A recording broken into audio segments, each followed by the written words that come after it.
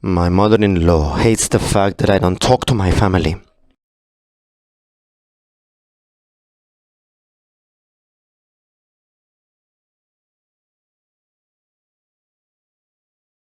My fiancée Amy comes from a large close-knit family who all adore each other.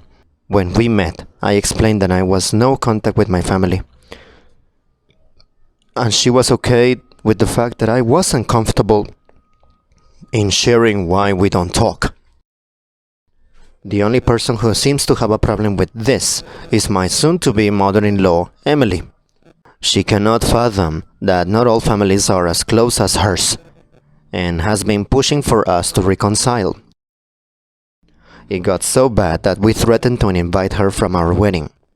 We got hundreds of angry messages after this threat, and we eventually apologized but pleaded with her to drop this issue. She agreed, but it was obvious that she was lying. Our wedding ceremony went off without a hitch, and I was finally delighted to be married to the love of my life. Emily kept smirking at me throughout the entire ceremony, and I couldn't shake the feeling that she had done something terrible. We arrived at the reception afterwards and spent almost 2 hours posing for pictures. It was beyond exhausting, and the only thing that kept me going was the thought of the amazing sex that we would have tonight.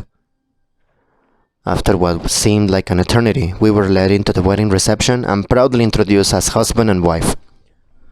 My face went ashen as I noticed my family interspersed amongst the tables.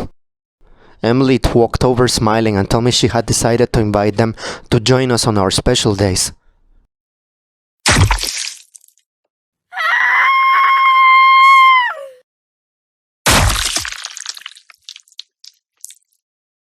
I now lie in the blood-soaked dance floor, surrounded by dismembered bodies, watching as my father plunges his teeth into my wife's jugular and cursing my mother-in-law for inviting them back into my life.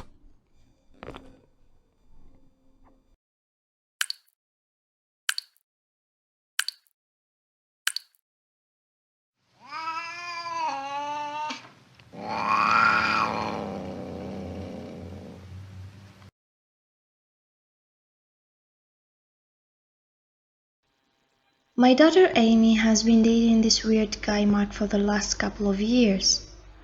We have tried to initiate him into our family, but he seems very standoffish.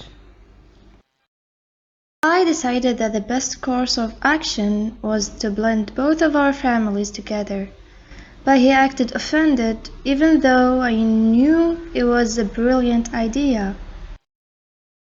I tried to persuade him to follow my advice, but he got even more irritated. He then convinced my beloved Amy to threaten to uninvite me from their wedding. I was utterly heartbroken, and the rest of my family were furious when they heard of this. We both apologized to each other afterwards, but I knew what I had to do.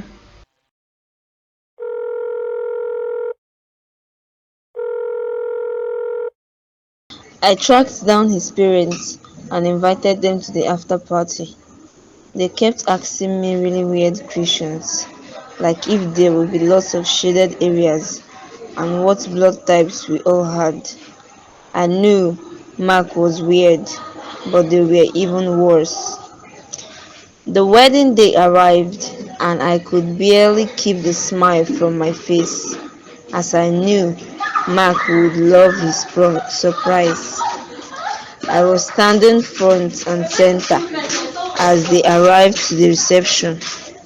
Mark's face went ghostly white as he stared at all his family in the room. I was so caught up celebrating my amazing surprise that I didn't notice the screams all around me.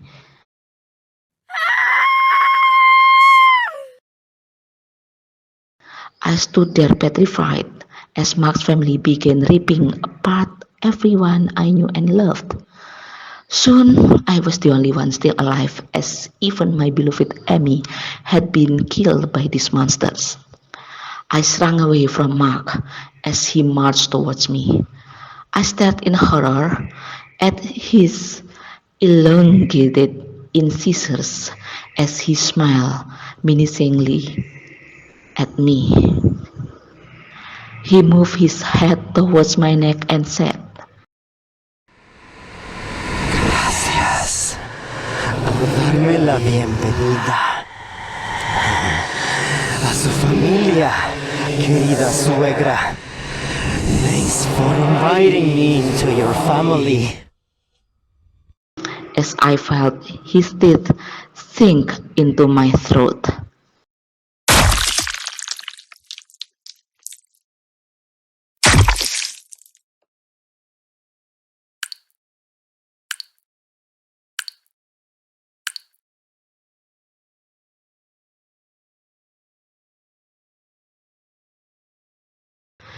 Thanks for inviting me into your family.